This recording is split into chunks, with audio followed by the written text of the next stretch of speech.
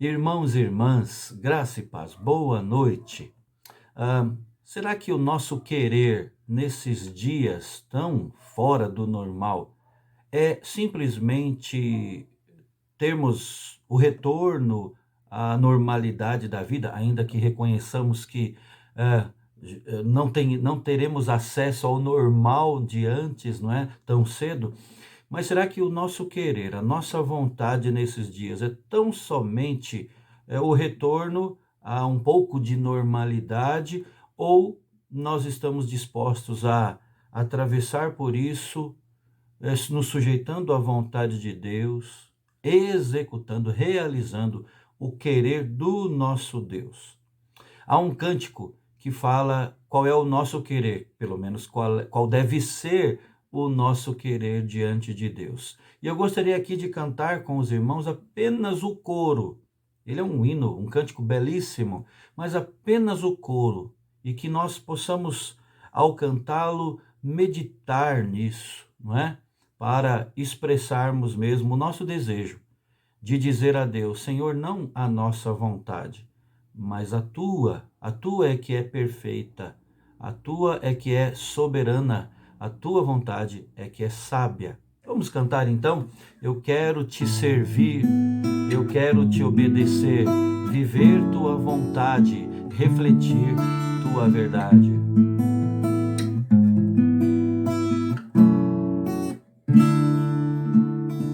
Eu quero te servir, eu quero te obedecer, viver tua vontade, refletir tua verdade, te honrar com minha vida, em tudo te adorar, mestre, amigo, amado Jesus. Esse é o meu querer. Reparou? Esse é o meu querer. Vamos cantar então, irmãos, de novo. Eu quero te servir, eu quero te obedecer, viver tua vontade, refletir tua verdade, te honrar com minha vida, em tudo te adorar, mestre, amigo, amado Jesus.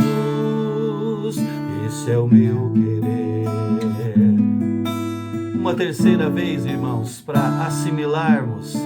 Eu quero te servir, eu quero te obedecer, viver tua vontade, refletir tua verdade, te honrar com minha vida, em tudo te adorar, mestre, amigo, amado Jesus. Esse é o meu querer. Amém. Que assim seja de verdade, de fato. Mais uma vez eu convido você a abrir no Evangelho de Marcos. Nós, no último estudo, também extraímos lições desse texto bíblico, não é? E mais uma vez eu peço que você abra lá. Evangelho de Marcos, capítulo 1, primeiro capítulo de Marcos, do verso 40 ao verso 45. Abra lá e acompanhe a leitura. O texto sagrado que nos diz assim: aproximou-se dele um leproso, rogando-lhe de joelhos: se quiseres, podes purificar-me. Jesus, profundamente compadecido, estendeu a mão, tocou-o e disse-lhe: quero, fica limpo. No mesmo instante lhe desapareceu a lepra e ficou limpo. Fazendo-lhe então veemente advertência, logo o despediu e lhe disse: olha, não digas nada a ninguém, mas vai, mostra-te ao sacerdote, oferece pela tua purificação o que Moisés determinou para servir de testemunho ao povo. Mas tendo ele saído, entrou a propalar muitas coisas e a divulgar a notícia, a ponto de não mais poder Jesus entrar publicamente em qualquer cidade, mas permanecia fora, em lugares ermos. e de toda parte vinham ter com ele. Vamos, nesse momento, pedir graça do céu sobre as nossas vidas para assimilarmos o que Cristo quer nos ensinar? Feche os seus olhos. Querido Deus, nosso Pai, aqui estamos novamente, ó Deus, pedindo, rogando ao Senhor que abra os nossos olhos, que desvende os nossos olhos para contemplarmos, ó Deus, a riqueza da Tua palavra. Extraímos, ó Deus, lições, não apenas lições ou conselhos humanos, mas lições do céu, a orientação do Senhor, nosso Deus, para as nossas vidas. Nos ajuda nisso, que Teu Espírito, ó Deus, nos guie mais uma vez a toda a verdade. Nós, ó Deus, colocamos cada família reunida nesta hora, ainda que virtualmente, colocamos em Tuas mãos, pedindo a Tua graça, ó Deus, dispensa o Teu favor, nas lutas do dia a dia, nas dúvidas que surgem, nas incertezas, Pai, que se levantam nesses dias tão ruins. Tem misericórdia, Deus, segura firme na mão do Teu povo, renova a fé, dá, ó Deus, do Teu alento àqueles que estão com problemas mais sérios, quem sabe enfrentando enfermidades, quem sabe até pessoas enlutadas, enfim, ó Deus, problemas familiares, profissionais. Colocamos, ó Deus, estas vidas diante do Senhor, rogando a Tua bênção, que a Tua graça seja derramada em termos visíveis e que haja, ó Deus, um renovo diante do Senhor. Abra os nossos olhos para cada vez mais vermos o Senhor na nossa vida. É a nossa oração e nós oramos em nome de Jesus. Amém. Amém. Irmão e irmã, nós temos aqui diante de nós um milagre de Cristo, não é? Um leproso que, segundo o texto paralelo de Lucas, estava coberto de lepra, a hanseníase, aquela doença que naqueles dias não tinha tratamento, não tinha cura e que era mortal, segregadora, não é? O leproso tinha que ficar à margem da sociedade. Esse leproso foi até Jesus e, expressando palavras de esperança: se quiseres, podes purificar-me. Jesus diz: quero, fica limpo. Jesus, profundamente compadecido, né, diz o texto. Ele estende a mão, ele toca e diz: quero, fica limpo, e aquele leproso é curado. Irmãos, é muito interessante nós pensarmos nessa questão do tocar no leproso naqueles dias. Um dos maiores problemas em se ter contato com leprosos era a contaminação cerimonial. Quem tocasse num leproso não poderia prestar culto a Deus, por um tempo pelo menos.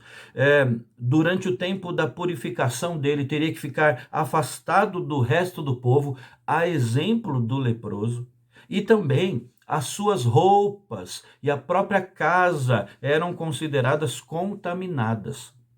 Portanto, esse toque sintetiza muito bem aquilo que Cristo fez por nós e continua fazendo, a obra vicária e substitutiva de Jesus. Quando eu digo continua fazendo, me refiro aos efeitos do seu ato ali na cruz do Calvário, no meu e no seu lugar. Porque através disso, por meio disso, o pecador é sarado. E o nosso mestre levou sobre ele os nossos pecados, a nossa culpa. Pelo fato da lepra estar muitas vezes associada na Bíblia ao castigo de Deus, alguns interpretam aquele texto de Isaías, capítulo 53, o verso 4. Você deve se lembrar que fala do servo sofredor, né? Sendo chamado de ferido de Deus. Muitos interpretam esse texto como sendo uma maneira figurada de Jesus ali estar como um leproso, assumir a nossa enfermidade da alma e também as nossas próprias enfermidades, não é? Jesus sarando a natureza humana espiritualmente e, por que não dizer também, de toda e qualquer enfermidade. Ele tem poder para isso e, segundo a sua soberania, ele age. Aliás, irmãos, esse leproso aqui do texto compreendeu isso. Ele tinha essa noção muito bem assentada, não é? Na sua mente e no seu coração. Tanto que as palavras dele expressam essa compreensão. Diante de Cristo ele disse: se quiseres, podes purificar-me? Jesus mostrou ser Senhor sobre a lepra, irmãos, da mesma maneira que Deus mostrou a sua autoridade sobre esse que era um dos maiores males ali do mundo antigo, né? E nós vemos em Êxodo e em outros textos esse poder de Jesus sobre esse terrível mal ali presente. A doença era tão horrenda aos olhos humanos, a lepra, hoje conhecida como hanseníase, que o Senhor fez disso um sinal até para Moisés. Não temos tempo hoje para analisar isso, né? Ali em Êxodo capítulo 4, isso está muito claro ali. Somente Deus seria capaz, e é ainda hoje, capaz de curar a lepra daquele modo e ele enviar a lepra daquele modo ali na situação envolvendo Miriam, a irmã de Arão, a irmã de Moisés. Mas, voltando aqui ao texto que lemos, aquele homem reconheceu em Cristo o poder do próprio Deus. Ele afirmou com convicção esta frase que já citei aqui: se quiseres, podes purificar-me. A vontade daquele homem o levou até ali. E até ali somente, não é? Porque ele não poderia fazer nada mais. Apenas Deus poderia fazer algo por ele agora. Essa submissão da vontade humana à vontade divina é algo marcante aqui nessa história. E é assim, irmãos, que deveria acontecer conosco também. Nós deveríamos saber que há ações que Deus espera de nós. E uma delas é essa submissão, essa sujeição da nossa vontade pessoal à vontade de Deus. É como uma responsabilidade nossa como cristãos. Aquele leproso contrariou o comportamento normal dos portadores daquele mal, né? Ele não ficou escondido, ele foi até Jesus, não para ordenar. Ele foi até Jesus não para decretar, como alguns pensam em nossos dias, mas ele foi até Cristo para cair de joelhos diante da vontade do Senhor. Ele foi até Jesus para admitir, para declarar o poder absoluto de Cristo sobre todas as coisas. Ele foi até Cristo para deixar muito claro, para manifestar a sujeição dele à vontade do Senhor. É interessante que no primeiro discurso de Jesus, o Sermão do Monte, Cristo deixou claro que o seu propósito não era revogar a lei de Moisés, mas cumprir a lei, não é?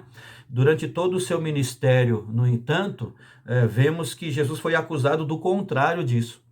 Jesus sempre foi acusado, principalmente pelos religiosos ali da época, de descumprir o Antigo Testamento.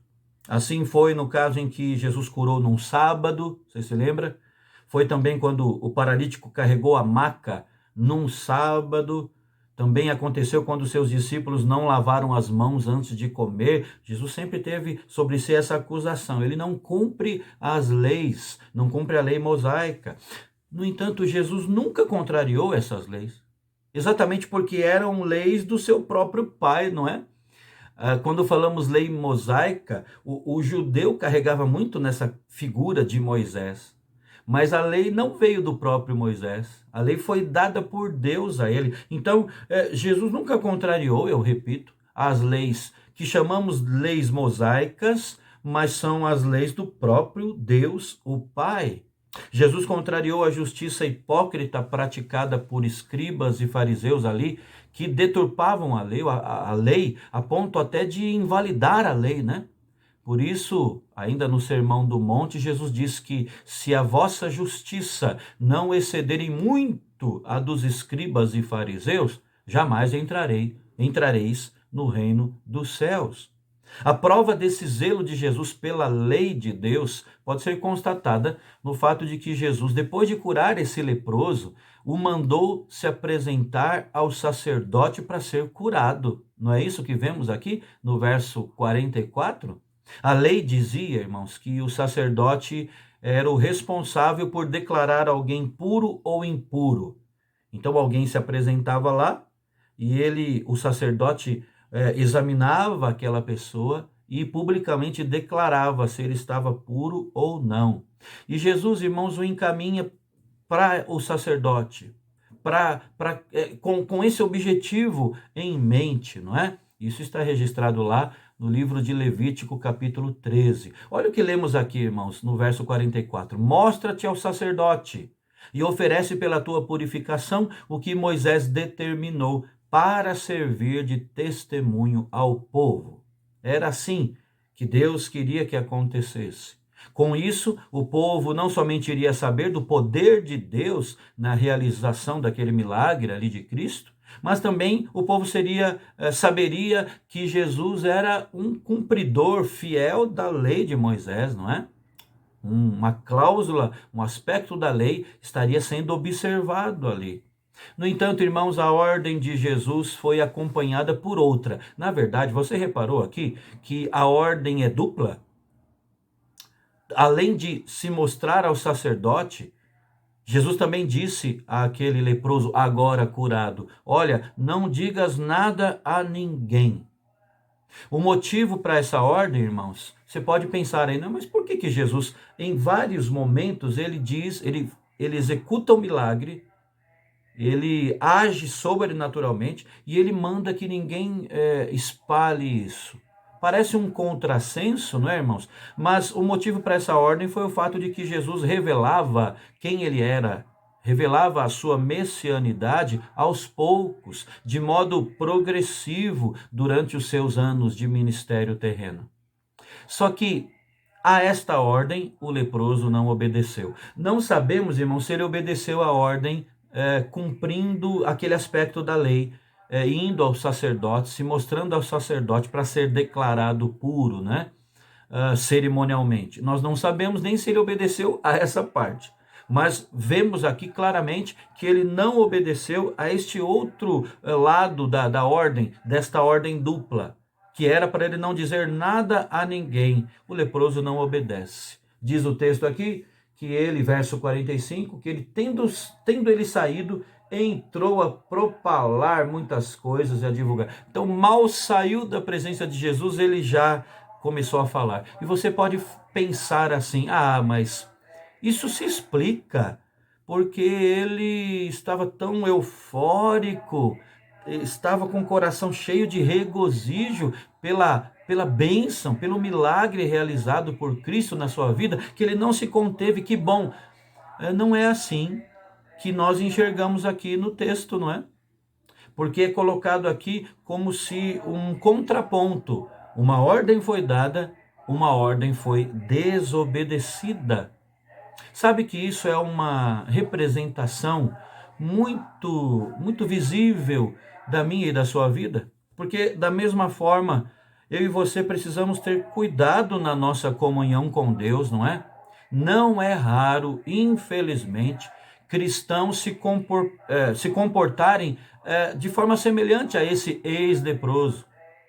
Nos comportarmos de uma maneira devida quando nós estamos com problemas, e de uma outra maneira completamente diferente depois que as dificuldades são sanadas. Isso denota desobediência, desprezo pela vontade do Senhor na nossa vida. Imagine aí por um instante que você esteja com um problema financeiro sério, o que não seria incomum, não é, irmãos? Ainda mais nesses dias. Imagine isso. Dívidas que não acabam mais. Como só um milagre pode salvá-lo dessa situação, então você busca Deus com mais intensidade. Você passa a ser mais frequente na igreja, ou nesses tempos agora de isolamento, você passa a se conectar mais nas nossas devocionais, você está acompanhando ali a escola dominical, você está sempre em oração pelos irmãos e pedindo que os irmãos orem por você, você não falta, vamos dizer assim, em nenhum desses eventos, ainda que seja online, e depois de um bom tempo, você começa a melhorar na sua situação financeira. E o que vem com isso? Muitas vezes o que vem com isso é o esmorecimento da sua busca por Deus, é o enfraquecimento da sua comunhão. E isso vai perdurar até que um novo problema apareça, até que uma nova dificuldade te alcance, enviada por Deus.